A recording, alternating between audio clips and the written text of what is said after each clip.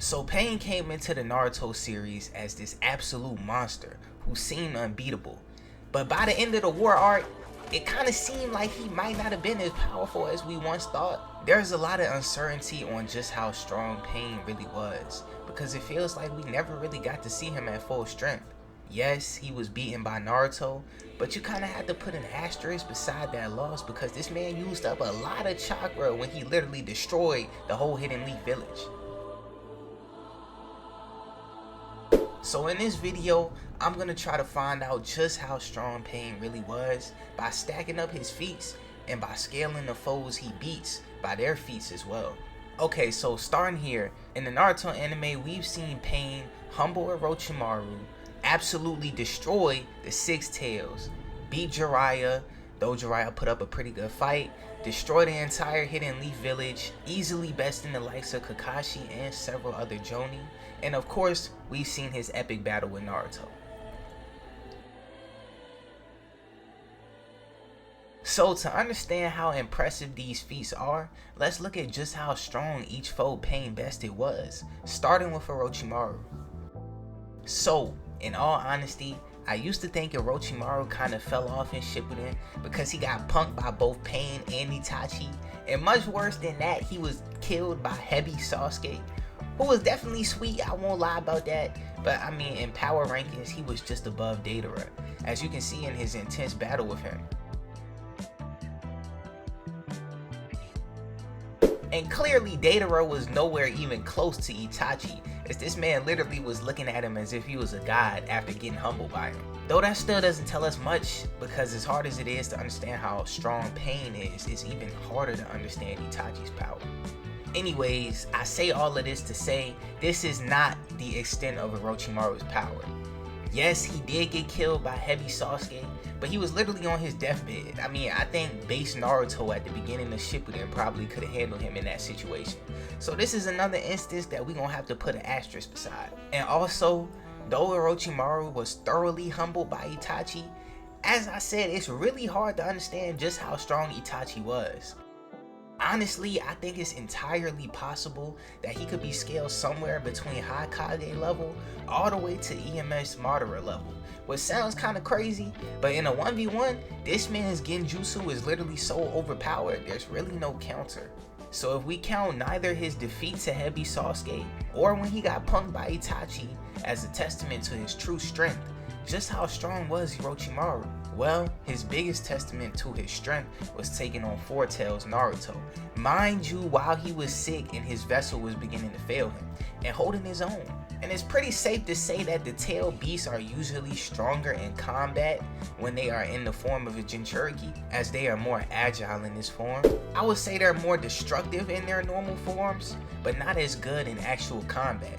And if you don't believe me, check out this panel from the manga where Deidara literally says that the Three Tails was significantly weaker because it lacked the Jinchuriki host.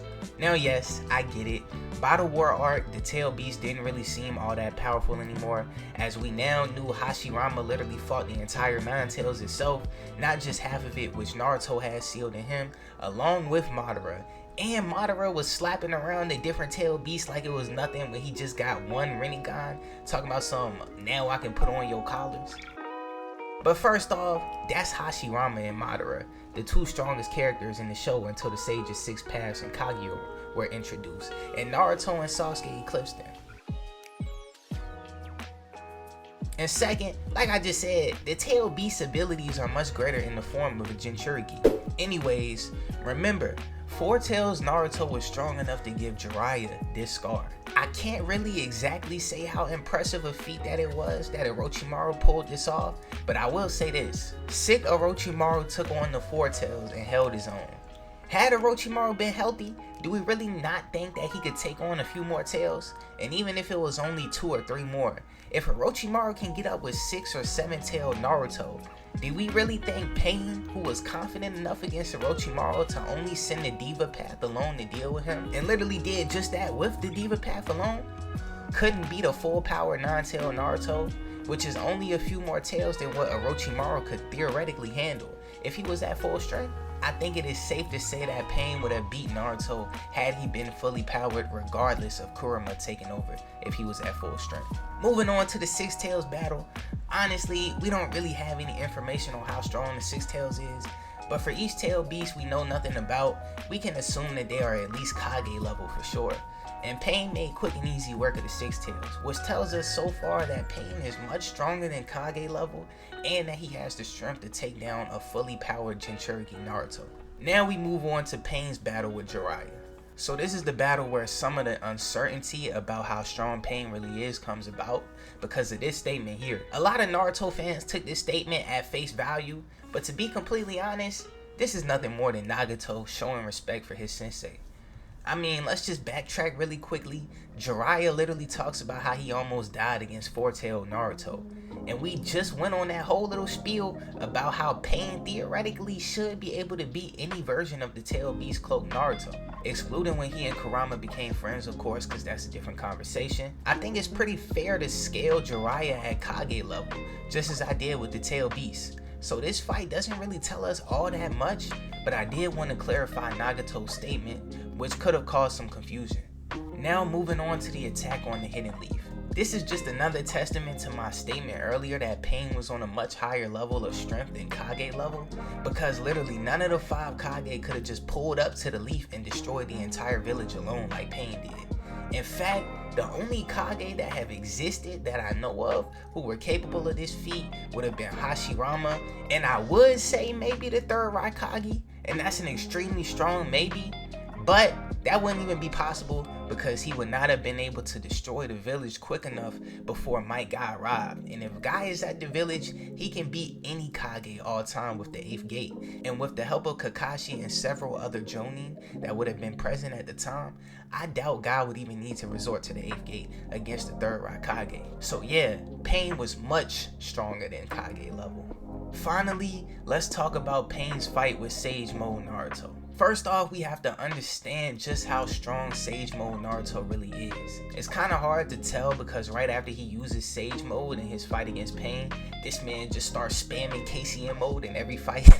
The only reference I really have of Sage Mode Naruto other than the Pain fight is when he fought Menma, his alternate self, in Road to Ninja, Naruto the movie. In this fight, Sage Mode Naruto gets completely overwhelmed by the alternate universe's non-tails, which in all honesty, I feel like they didn't give my man Naruto enough credit. He probably could have put up a much better fight, but if I use this fight as well as the Pain fight in scaling Naruto, I would say Sage Mode Naruto is around high Kage level, being that he was able to defeat 4 paths of Pain in this mode. Whereas in contrast, Kakashi, who I think we could say was either Kage or low Kage level at the time, was only able to defeat 1 when only facing 2 paths of Pain.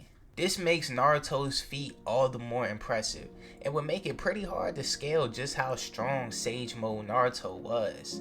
But if we are to use Naruto's battle versus Menma as a reference, he was humbled by the non-tails in Sage Mode, which isn't as crazy as you might think because even Minato and Hiruzen didn't try to take Kurama head on.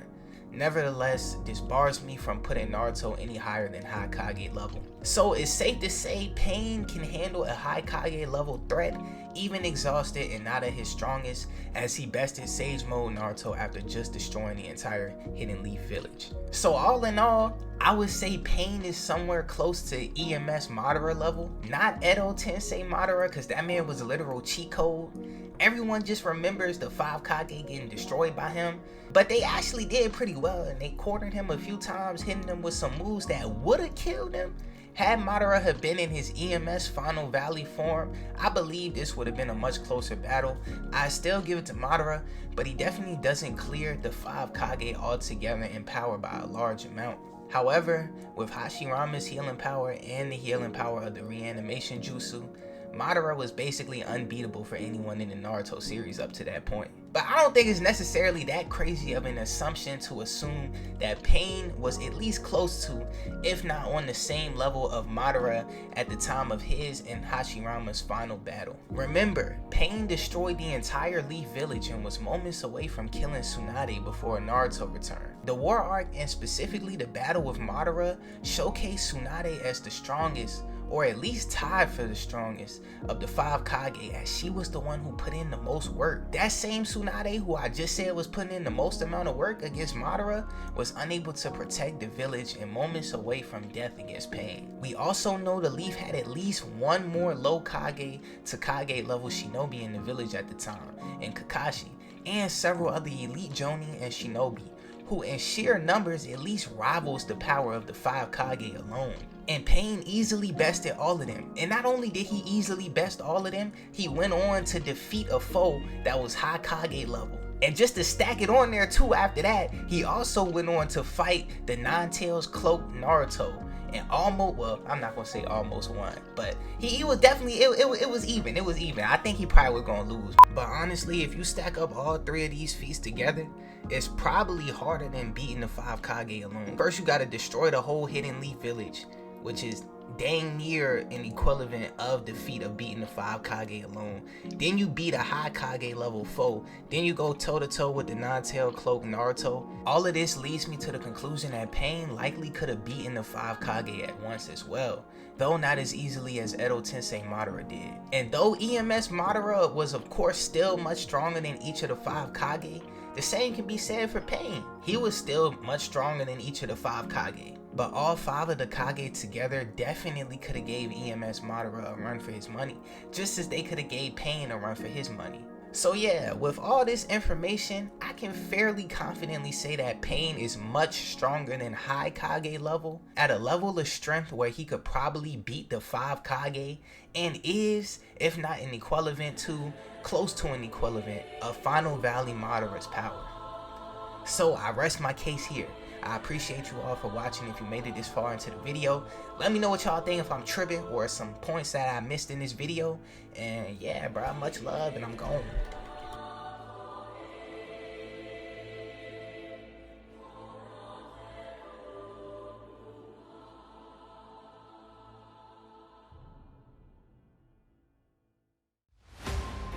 Who is Bounty, and what can you expect from his channel?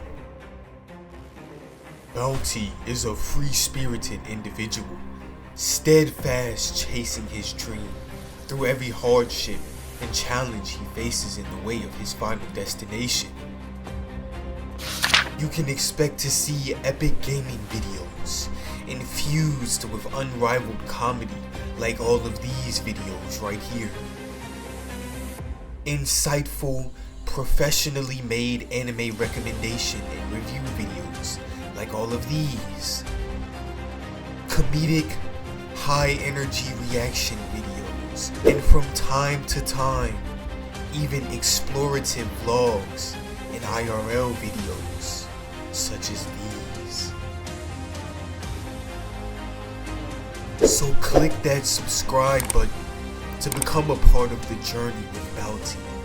I shall hope to see you again in another video, my good friend. Until next time.